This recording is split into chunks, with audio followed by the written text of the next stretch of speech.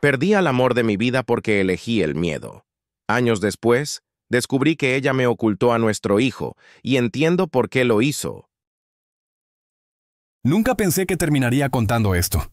Lo he guardado dentro de mí por tanto tiempo que a veces siento que se ha fusionado con mis huesos, con la forma en que respiro. Es algo que me despierta a las 3 de la mañana con el corazón latiéndome tan fuerte que creo que va a destrozarme las costillas. No es una historia de fantasmas, ni de crímenes horribles de esos que salen en las noticias, aunque el impacto emocional que tuvo en mí es comparable. Es sobre un amor, el más puro y gido que he conocido, y sobre la elección más egoísta y destructiva que hice. Todo empezó con Ana. La conocí en la universidad, en un seminario de literatura francesa. Yo era el tipo de chico que se sentaba al fondo, con la gorra puesta, medio perdido en sus propios pensamientos. Ella, por otro lado, era el sol, literalmente. No solo por su pelo cobrizo que atrapaba cada rayo de luz, sino por la energía que irradiaba. Hablaba con pasión de Molière y Flaubert, y cuando se reía, era ese sonido claro y limpio que te hace sentir que, por un instante, todo en el mundo está bien. Yo la miraba, mucho, demasiado. Al principio era solo admiración, la clase de deslumbramiento que sientes por algo inalcanzable. Ella salía con Mark, el capitán del equipo de fútbol. Ya sabes, el prototipo, alto, rubio, con esa sonrisa de anuncio de pasta de dientes. Eran la pareja perfecta de la universidad, los que salían en el anuario. Yo era solo un punto borroso en el fondo de sus fotos, pero la vida o el universo tiene un sentido del humor retorcido y cruel. Un día, a mediados de tercer año, nos tocó trabajar juntos en un proyecto sobre Madame Bovary. Recuerdo que nos quedamos hasta tarde en la biblioteca. El aire olía a papel viejo y café rancio. Mark la había plantado de nuevo por una práctica extra.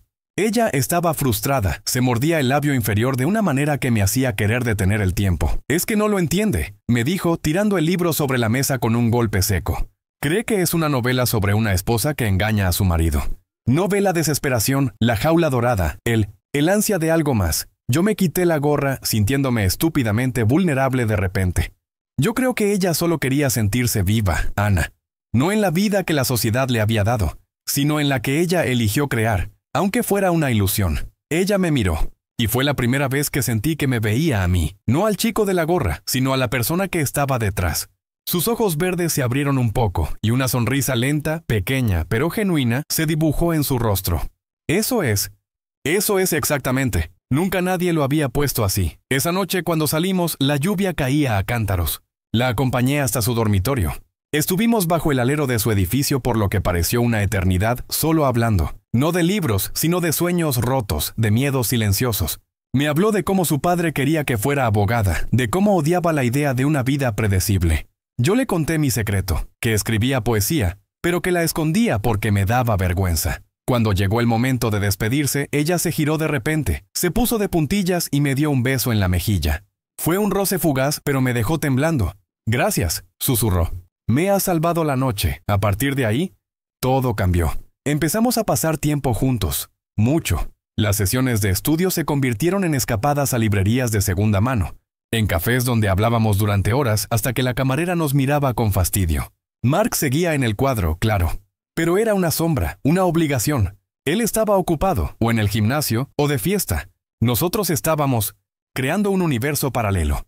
Un universo donde mi timidez se desvanecía ante su luz.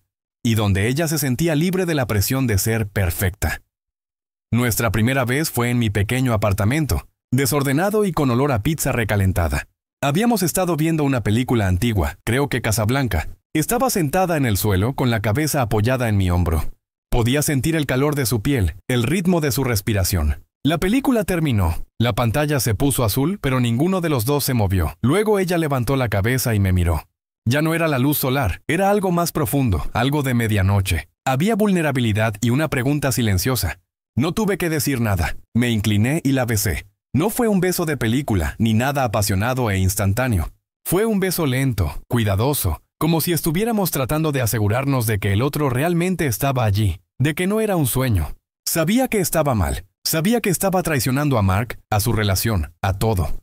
Pero en ese momento, lo único que sentí fue que, por fin, estaba donde se suponía que debía estar. El problema de las relaciones clandestinas es que te roban la paz. Cada mensaje de texto era un riesgo. Cada encuentro era un acto de equilibrio. Mentíamos a todos, a nuestros amigos, a su familia y lo peor de todo, a nosotros mismos sobre la sostenibilidad de esto. Ella se sentía culpable. Yo me sentía como un mito ladrón. Pero el tiempo que pasábamos juntos era oro puro. Ella me decía, Mark es mi rutina, tú eres mi aventura. Y yo lo aceptaba. Era la aventura que me hacía sentir vivo. Esto siguió durante casi un año.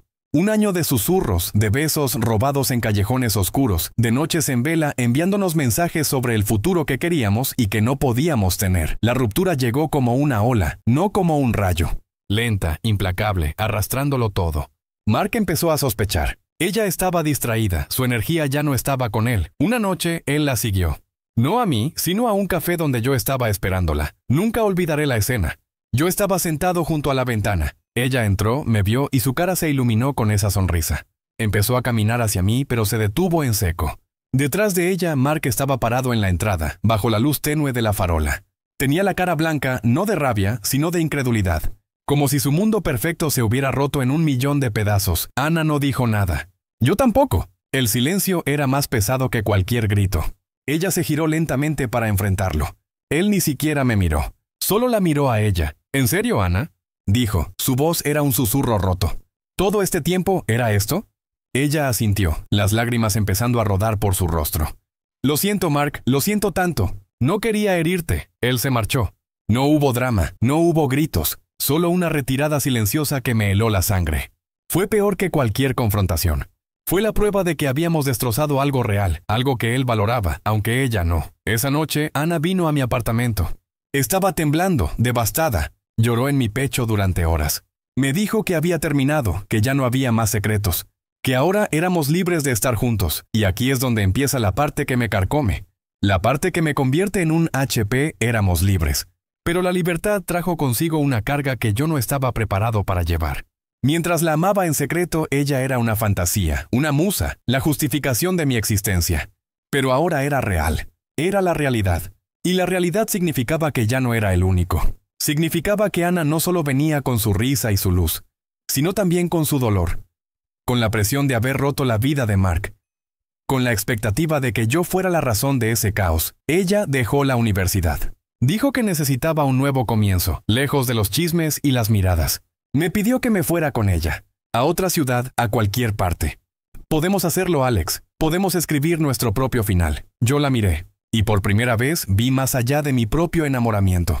Vi mi vida, mis clases, mis poemas, el temor a fracasar en un nuevo lugar, y me di cuenta de que la amaba por la aventura que representaba, no por la vida real que me ofrecía. Yo era un cobarde. Yo quería la emoción, no la responsabilidad. Una semana después, ella estaba haciendo las maletas. El ambiente en el apartamento era pesado. Me senté en el borde de la cama, mirándola doblar una de sus camisetas favoritas. Ana, dije. Y la palabra se sintió hueca en mi boca. No puedo ir contigo. Ella se detuvo. Su mano quedó suspendida sobre la maleta. Se giró. Su rostro, agotado por las noches de insomnio, se veía frágil. ¿Qué? Preguntó. Su voz era apenas un suspiro. No puedo dejar todo. Mi carrera, mis clases. No estoy listo para irme de aquí. Es demasiado. Ella caminó hacia mí, lentamente, como si yo fuera un animal herido. Sus ojos verdes ya no eran solares, eran dos pozos profundos de decepción. ¿Demasiado? ¿Dejar todo por la persona por la que supuestamente destrozaste una vida? ¿Dejar tus clases cuando me dijiste que podías terminar el semestre a distancia? ¿Qué es lo que es demasiado, Alex? Yo bajé la mirada, incapaz de sostener la suya. Yo no lo sé. Creo que esto creció demasiado rápido. La forma en que empezó fue como una locura, ¿sabes? Una palocura. Y ahora que es real, no sé si estoy hecho para esto. Para la realidad, hubo un silencio. Un silencio tan denso que me pareció escuchar el crujido de mi propia columna vertebral rompiéndose. Ella se rió. Fue una risa seca, sin alegría, horrible de escuchar. «Oh», dijo, y su voz estaba teñida de un sarcasmo que nunca le había escuchado. La aventura se acabó. El ladrón consiguió el botín y lo dejó tirado porque se dio cuenta de que pesaba demasiado. Ella no gritó, no me golpeó. Simplemente asimiló el golpe con una dignidad que me hizo sentir aún más pequeño. Se giró, cerró la maleta y se puso la chaqueta. «Bien, Alex, gracias por el seminario de literatura francesa. No te preocupes, no voy a estorbar. Me voy, mañana por la mañana, y no vuelvas a buscarme». Y cumplió su palabra. A la mañana siguiente, su lado del armario estaba vacío. Se había ido. Y yo, el cobarde, el que había elegido la comodidad y el miedo sobre el amor más grande de su vida, Me quedé solo en ese apartamento con olor a pizza rancia y el eco de su risa rota. Pasaron los meses. Me gradué, conseguí un trabajo de editor. Una vida normal, predecible. La vida que yo había elegido. Pero cada vez que pasaba por una librería, cada vez que oía una canción antigua, la culpa me golpeaba como un puñetazo en el estómago. Intenté buscarla. Al principio, tímidamente en redes sociales, pero ella no usaba nada. Era como si se la hubiera tragado la tierra. Con el tiempo, mi búsqueda se hizo más desesperada. Necesitaba saber que estaba bien, que mi cobardía no la había destruido. Pero no había rastro. Ana se había desvanecido. Hasta hace 2 años. Estaba en un viaje de trabajo en una ciudad a miles de kilómetros de donde todo había ocurrido. Un centro comercial lleno de gente. El ruido constante de las tiendas.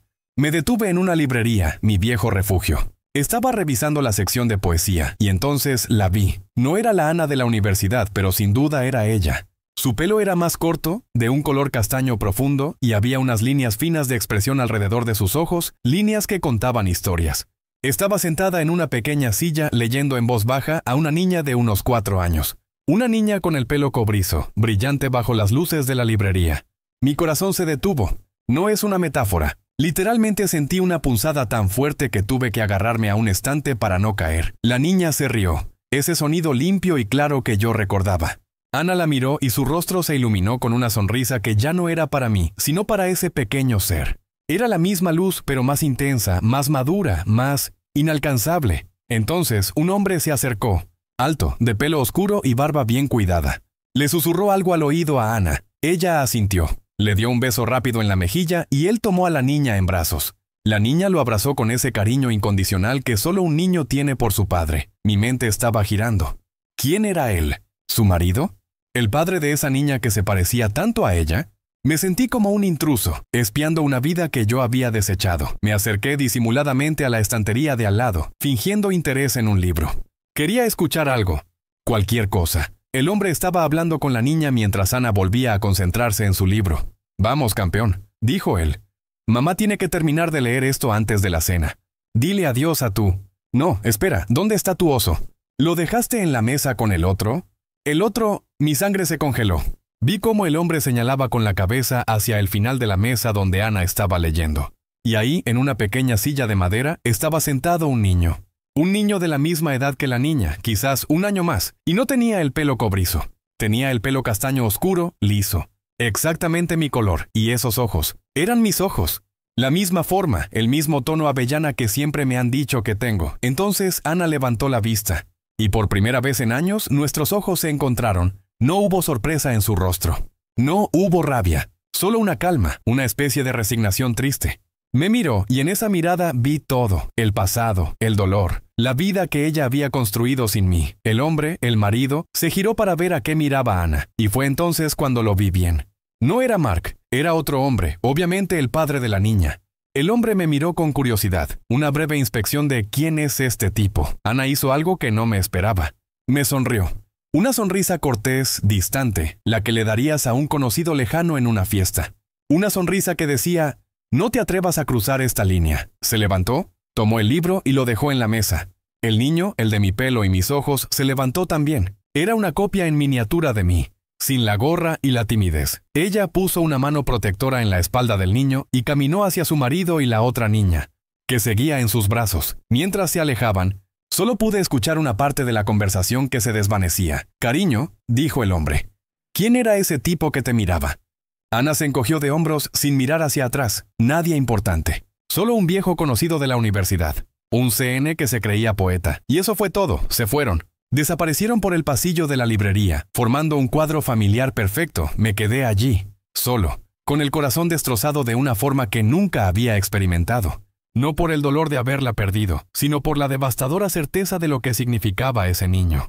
Ese niño que llevaba mi sangre, mi herencia genética, el tiempo de la concepción. Coincidía perfectamente con el momento en que me había dicho que había terminado con Mark. Ella había estado embarazada cuando le dije que no podía irme con ella. Que la aventura se había acabado, y ella nunca me lo dijo. Nunca me lo echó en cara. Nunca usó a ese niño, a nuestro hijo, como una palanca para obligarme a quedarme. Ella había elegido irse, sola, y construir una vida nueva, estable y amorosa, con otro hombre. Un hombre que ahora criaba a mi hijo como si fuera suyo. Ella había elegido proteger a su bebé y a sí misma de mi cobardía. de mi incapacidad para ser real. Ella, a quien yo había llamado aventura, había demostrado tener la fuerza y la integridad para crear su propia realidad, y yo, que había elegido la seguridad, me había quedado sin nada, sin la aventura y sin la vida real, solo con el conocimiento de que mi hijo crecía a miles de kilómetros de mí, feliz, amado, con un padre que sí estuvo dispuesto a quedarse, y una madre que había borrado el recuerdo de su paso padre biológico como si nunca hubiera existido. Esa sonrisa en la librería no era de cortesía, era su forma de decirme, mira lo que tienes, y mira lo que yo construí con lo que tú desechaste. Tú eres el fantasma aquí, yo soy la vida. Vuelvo a casa, a mi apartamento ordenado, a mi vida predecible, y no hay día que pase sin que me pregunte cómo se llama, cómo suena su voz, si le gustan las historias de Molière. Soy el fantasma que persigue su propia historia. Y la condena es saber que ella me dio la oportunidad. Me dio todo. Y yo la cambié por el miedo. Mi nombre es Alex y sí, perdí a la mujer que amaba. Pero la verdadera confesión es que también perdí a un hijo que nunca sabrá que existo. Y lo merezco. Merezco este silencio atronador. Merezco este dolor constante. Por ser un mocobarde que prefirió ser el héroe de una aventura antes que el padre de una vida real.